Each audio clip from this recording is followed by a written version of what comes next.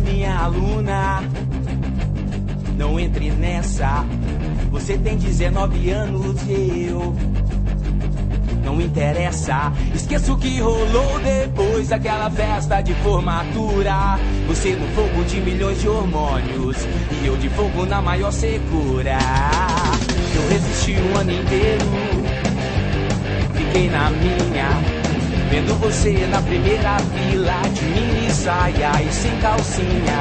Deixei de agir como um profissional no exato momento em que rolou aquela prova oral, aplicada no estacionamento. Já te expliquei, alguma coisa que está fora do normal. Nenhuma boa aluna implora pra levar pau. Te vendo assim de joelhos aos meus pés, baby, me chateia. Impossível dialogar com você falando assim de boca cheia.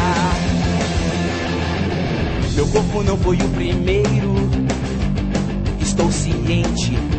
Antes de mim você deu prazer a outro corpo, o corpo docente. O que explica sua nota 100 em botânica e literatura. Menina, te conheço bem, já explorei toda a sua cultura. Nós não precisamos ser perfeitos. Me guarde na sua lembrança, na minha vou guardar seu par de peitos. Eu tenho filhos, tenho mulher e não quero ter uma segunda. Por isso se você me vir com ela, não belisque mais a minha bunda. Vou repetir, alguma coisa que está fora do normal.